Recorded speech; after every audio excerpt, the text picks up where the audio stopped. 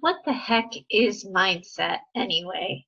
Hi, welcome to another episode of Business Mindset Mastery. My name's Heather Gray. I'm a mindset and performance coach over at choosetohaveitall.com, where I work with online business owners, leaders, and entrepreneurs. And my inbox has been getting filled with this question lately. What the heck is mindset anyway? Is it just a form of personal development? Is it another word for therapy? And where do I land in the conversation about mindset? I have a listener question today that I'd like to get to in a second, but those of you who are regular listeners of the show probably need a little bit of an explanation as to why I was MIA yesterday. And I just need to tell you that I did record an episode. It didn't make it into your earbuds, but it was not for a lack of my trying. Those people who sort of wax poetic about the laptop lifestyle and tell us how it's for everyone clearly have not had irregular Wi-Fi at a hotel. And yesterday, every odd was against me.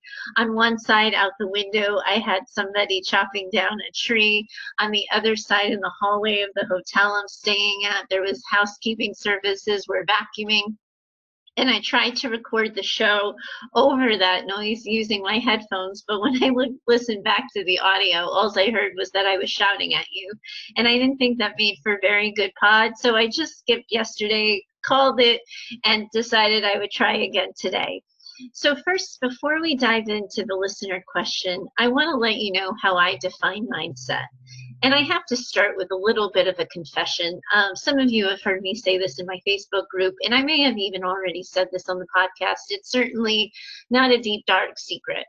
But when I was first spoken to about the idea that I should start offering mindset services instead of executive coaching, I laughed at people. And I said that mindset was a word that entrepreneurs made up to feel better about themselves. And I felt pretty strongly about that it was just this made up concept because people didn't want to talk about having low self-esteem as business owners. It was easier to call it mindset because that was just the word of the day. But that if business owners really wanted to be honest with themselves, if they really wanted to change, they needed to recognize that they had to look at themselves, the story they had about themselves, the limitations they had, and then ask themselves what they were willing to do about that. And largely, if I'm really honest, I probably still stand behind that a little bit. I do think a large part of mindset is self-esteem. And you've probably gathered the same thing for yourself as you listened to the show and heard me respond to the listener questions, that a lot of it often really does come down to how the person perceives themselves, what they're capable of, what they want, and what they're willing to do for what they want. But there's a missing piece that doesn't often get clearly defined, and it's the main reason why I embrace the idea of offering mindset services for people. It's because when I break down what I think mindset means, it's not about mantras, it's not about manifestations, it's not about tapping, it's not about words of the day, and all the other kind of woo-woo things you'll hear in the mindset manifestation space. It's really about the psychology of success. And the thing that I'm really passionate about, the reason why my business is called Choose to Have It All, is because I really do focus my work and my effort with clients on helping people realize where they have choice in their lives to change the ending to their stories. That however they think their chapter needs to end, however they think their story has been predetermined, they have the ability to write the course and rewrite the ending. And they get to choose to dream as big as they want or as small as they want, but it's up to them. And I do think mindset can be applied in our personal lives and in our professional lives, looking at the stories of who we are, what we do, and how we serve personally and professionally has value and has merit. What gets in the way, what limits, or what helps grow and prosper our ability to be successful is the thing I'm most passionate talking about to people, helping people realize that their potential truly is only limited by their ability to dream big and the size of their dreams. It's incredible to watch that transformation. And I'm so fortunate in my work with people, whether it be in a group or one-on-one, to really help people change the stories of how big they're able to dream and how much they're able to achieve. It really does come down to the psychology of success for me, using the tools, strategies, and approaches to help increase the impact and the income people can make in their personal and professional lives. That being said, people don't always know what that applies to or how it translates in their personal lives or in their businesses. They don't really get or understand what it means to them because it can be entirely esoteric and just feel like this topic that's bigger than them, more intimidating than them, and something that's just more of a philosophy than an actual approach to life. I think today's question will help us apply mindset in real time. So here goes. Hi, Heather. I don't know what my problem is, but I clearly have one. In the past year, I've created not one, but 2 online courses for people, and I haven't sold either. It's not that I didn't earn any money and that they were failures. It's that I didn't really even tell people I did them. I haven't even tried to sell them. When people who do know about my projects ask how they're going, I keep saying that I'm putting the finishing touches on them, but they've been done since last August. Heather, what the F is my problem? Is this a mindset issue? Honestly, I'm not even sure what mindset is. Maybe I'm just good at creating things and lousy at making it a business. Not sure what my question is, just dumping this on your lap and seeing what you do with it. Thanks. Okay. So yeah, my guess is you do have some mindset issues around this. You didn't say in your letter what you had hoped your goals or your plans were for this. You say that you didn't know whether or not you were just lousy at making it a business. So I don't know if you wanted to be like build a business that just simply offered courses, or if you were hoping to sell those courses to other people, if you were going to put it on something like Udemy or Thinkific. I'm not really sure what your original plan was. And I want you to check in with yourself. It sounds like doing these courses was the easy part for you. You created the content, you banged it out, you organized it in a way that let you feel like they were done and that you had 2 separate courses. So clearly you're capable. You had a thought, you had ideas, and you turned it into action. So that's the first thing I want you to pay attention to. That you can't limit your actions and your perception of your actions simply because you didn't tell people they existed.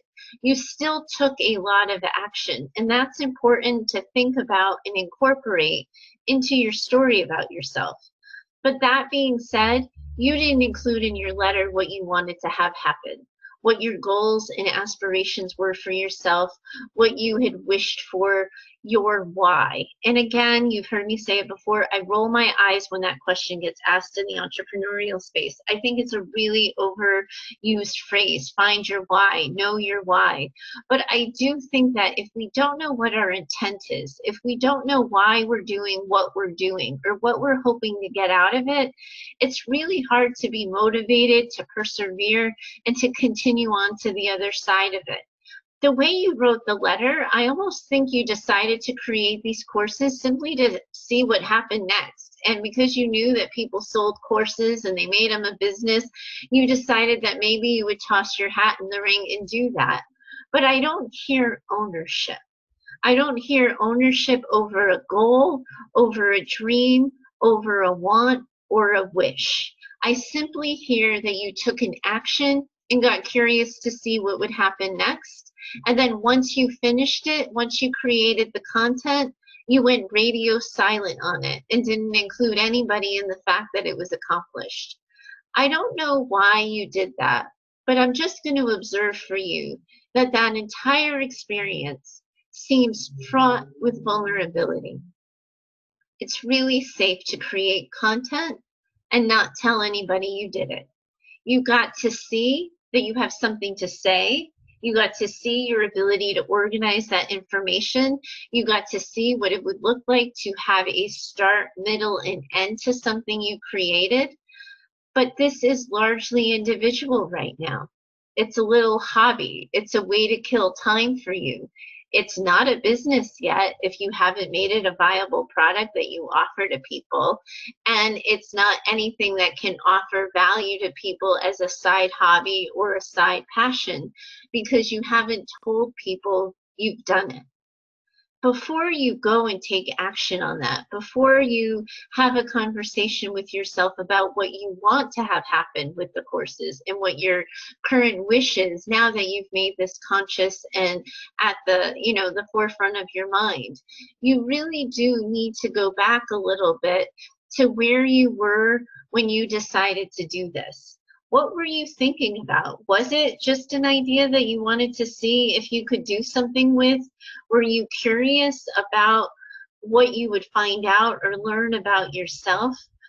What were the roots of starting?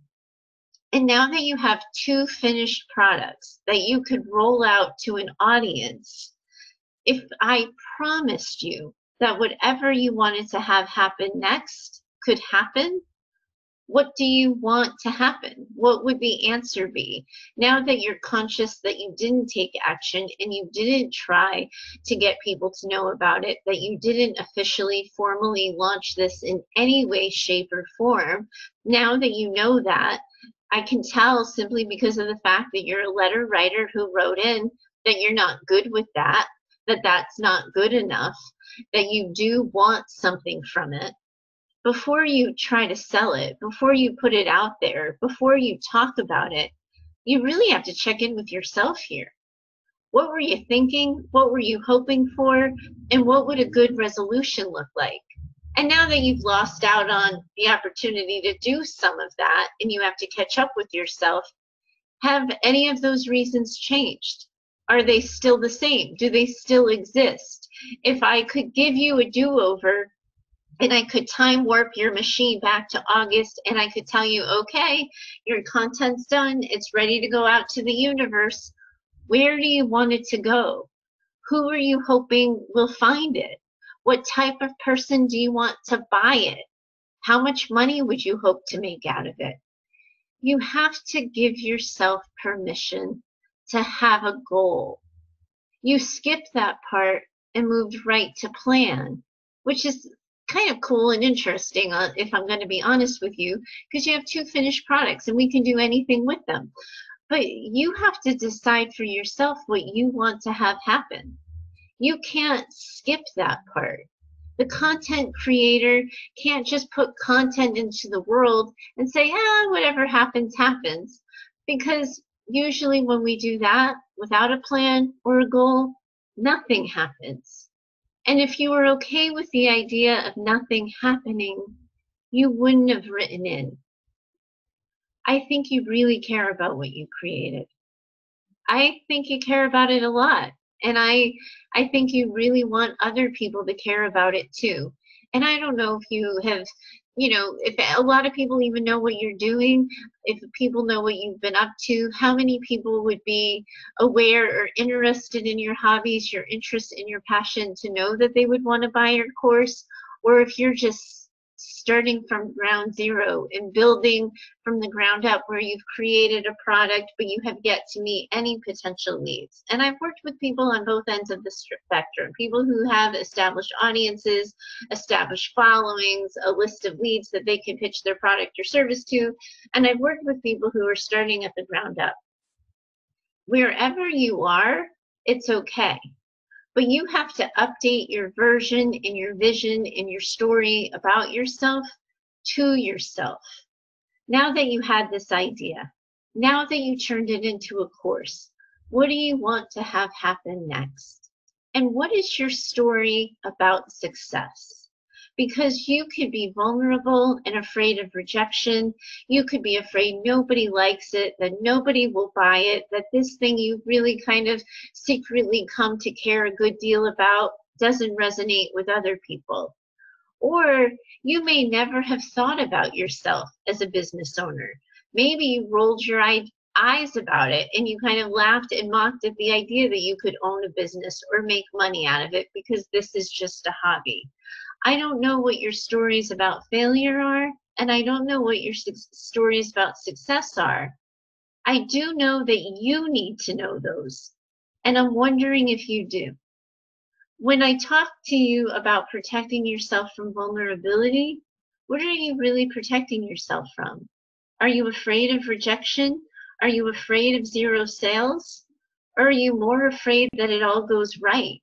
That people leap onto it, buy it immediately, and that your product really connects? And then you are led with a pile of expectations that other people are holding for you, and that can be quite a weight and quite a burden. You try to separate yourself and disconnect. I'm trying to say that word twice now. Disconnect. You're trying to disconnect yourself from the outcome, and you're trying to disconnect yourself from the goal. That's largely self-protective. I'm wondering if you failed before. Is this maybe not your first time at bat? Have you showed up for other people and been successful for them and done something like this for other people, and this is the first time you're doing it for yourself? I don't know your story, and you haven't shared your entire story, but you've given me enough to know that you need a goal and you need a plan. Oh, excuse me, that was obnoxious. Sorry about that. I don't even know how to edit that out in this current software I'm using. So in all transparency, the cough has to stay in because I don't know how to take it out. But what do you want for yourself here? What are your plans for the future? What now? You did this thing. You clearly care enough about it to reach out to me. I think you need to own your vision and your picture of it for yourself a little bit. You have to be willing to put your stamp on it until you figure out why you haven't done that yet, what you're so afraid of. I think it's going to be really hard for you to decide the direction you want this to go in and where you want to take it and what you want to have happen next. You have to really check in with yourself about this. I think you have some hard questions to ask yourself about success. People start things and don't finish them for all kinds of reasons. A lot of times the root of the reason is fear. And one of the major obstacles that's connected to mindset and personal development is overcoming fear. I'm reading fear in your letter here. I'm reading vulnerability. There's a lot of questions I have about it, and there's a lot of information that makes it hard to fill in the blank. But there's something about you not even trying for success that has me pretty curious, has me wondering what you're hiding from, what you're running from, and only you know the answer. The next question I have is, what are you willing to do now? Now that you know it, now that you owned it, you created 2 courses, nobody knows about them, nobody even knows it's on your radar. Are you willing to make a change to how you've been moving through the world? Are you willing to put it out there and see what happens? Is this still largely an independent, private exercise for yourself? Or are you willing to toss it out to the community and see who grabs it, who doesn't, what people have to say about it? Are you willing to share it with a colleague, a mentor, somebody you respect? Are you willing to get out of your own head about it? Because until you're willing to get out of your own head, you're never going to be able to get out of your own way. And there's too many blanks here. And if I try to fill them with my stories about you, we'll both end up in the weeds. I want you to really look at yourself here. I want you to kind of go back and figure out where this started for you. But then I want you to really think about whether or not you're willing to own the ending, whether or not you're willing to take a risk and put yourself out there, whether or not you're willing to confront whatever avoidance, procrastination, fill in the blank, however you describe it, that's prevented you from putting it out thus far. Are you ready to take this bull by its horns, look it in the eye, and tell it where to go? That's mindset in a nutshell. It's how successful do you want to be? And what are you willing to do, learn, try, change, be to get there? There's a lot of holes in this story, and I wish I could fill them for you, but you've been avoiding filling them for yourself, and this is a part that I can't do for you. I can tell you that if you'd like to reach out to me, I am happy to help you address this. We can do it for another podcast episode. If you're brave enough and you want to do a call-in, I'll do a call-in show and offer live coaching to you and help you work this through. But you have to confront yourself on the avoidance issues, because I can't even figure out what you're avoiding. But it certainly has to do with putting yourself out there. So give that some thought and tell me what happens next. Thanks, everybody, for your patience this week. This has been a lesson upon lesson about taking imperfect action and being willing to see what happens next. I know that this audio quality is not the best, and it is miserable to listen in on a podcast and have to hear somebody cough, and then yesterday's episode that you never had the pleasure or pain of hearing, having me shout at you. I promise you, I am finding my way with all of this in real time, and you get to be part of it with me on the journey.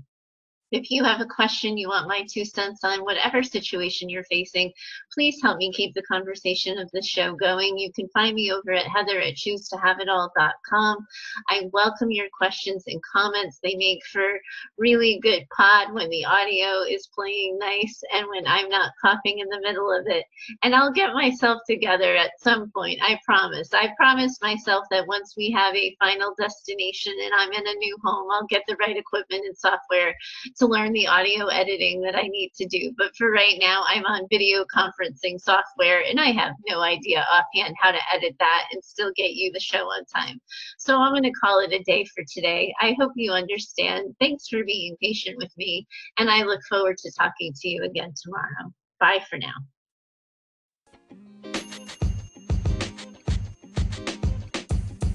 The podcast you just heard was recorded with Anchor. If you want to make your own, download the Android or iOS app completely free from anchor.fm/podcast. That's anchor.fm/podcast.